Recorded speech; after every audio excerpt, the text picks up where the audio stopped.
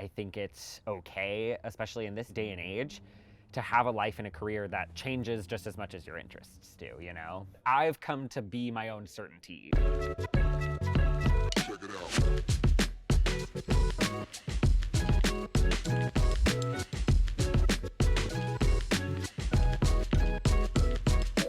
So let's jump into these questions. I hear this is going to be very interesting. I can't wait. I love right. questions. Describe how you are different and how you are the same from each other.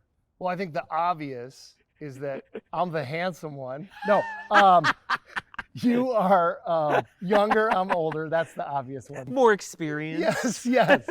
I feel like we're the same in our personalities in a few ways. Like, I feel like we're very like the ones cracking jokes. Like, I think we like to show people things that make us happy. Yeah, yeah. How has your current job impacted your life? Have you seen yourself grow? Great question. You've been here so long. Yeah. I had experience with agency life. That was a great lifestyle for me. It was like, you know, really hip and cutting edge and stuff like that. And then coming to ASU, working with my design team and having student workers and then seeing them grow. That's where maybe when I was younger, I was only thinking about myself. Now I think about the people around me and how I impact them. I really enjoy what I'm doing. That's great.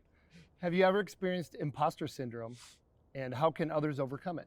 I feel like I've definitely experienced imposter syndrome, and I feel like where I've experienced it most recently is just with like the difficulties of like the design program and how hard it is. I'm constantly questioning myself, like, am I working hard enough? Like, am I doing enough? Oh, you're out of school, you go to your first job, and it's like, God, you know, did I do my best? Is this the best? You know, I guess what I'm saying is it doesn't ever go away. Sure. It does get easier, but I think that's like if you feel like you're perfect at everything, and like then what's the point? Like you should always still have challenges. Sure. And I think there's a fine line and a difference between that. So fine line between being confident in yourself and still challenging yourself. Exactly. You know? Yes. Yes. And reaching out to people around you, getting their feedback, getting their input. Absolutely. That always helps. Absolutely. Think of a time when your personal confidence was at its lowest. What would you tell that version of yourself right now? Probably when my personal confidence was at its lowest was kind of like right before and when I was starting high school. So much was uncertain at that time, and things are still so uncertain, but I've come to be my own certainty. I kind of got to a point now where I realize that everything's changing, and I realize that everything will always be changing, and sort of that constant change is the like steadiness that I find in the day-to-day life, you know? The time when my personal confidence was at its lowest was I was laid off from, like I said, an agency that I worked at for 10 years. And I really started to second guess myself, like, wow, you know, they let me go. I've got all this experience. I've, you know, done all of this stuff. You know, why did that happen to me? That was a tough time for me. I had tried to pick up some like freelance clients, things like that. Before ASU, I was interviewing with people where I knew I was way overqualified. And then like it was a complete 180. Like, I know I'm overqualified for this, and then I couldn't get the job. And it was like, well, no, I'll do the most basic thing. I just want to have a job, you know, in my case, as a designer. But then an opening came up at ASU. I interviewed and I got the position, and I was just like, oh, I was very thankful for that. But it was also like, oh, this is meant for me. This is like my fit. I mean, I can't even imagine that. Like, as someone who's never been laid off, no, but that's terrible. And when your whole livelihood relies on that, and to just suddenly be, you know, kind of left hanging, and being like, why, you know? It's kind of similar to what I'm worried about facing as soon as I graduate, where I'm worried that that's kind of gonna be that feeling of like just being left hanging and being like, I'm either over or underqualified for all of these positions, and I don't know if I'm going to get a job. If I'm to offer any advice, please, when you go out to, you know, look after graduation to look for that job, don't put a lot of pressure on you. Like, you have to find the perfect job. This is going to be you for the rest of your life. That puts a lot of pressure on people. that doesn't need to necessarily be there. You know, you're going to find something, and if it ends up being what you do for the rest of your life, that's great. If it's for a few years, that's great.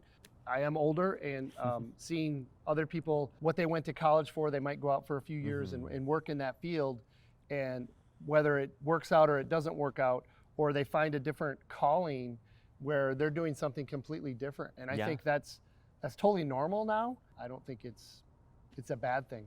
I think it's great if they can find that. Yeah. I think that's a really good point, and that's something I've been kind of realizing and coming to terms with. There's this feeling that like college is training you for a very specific thing. And yes, that's a good way to look at a specific program that is training you for a specific thing, but I think more than anything, college is training you to be able to learn, you know? I think it's an experience that sets you up for many different things, you know?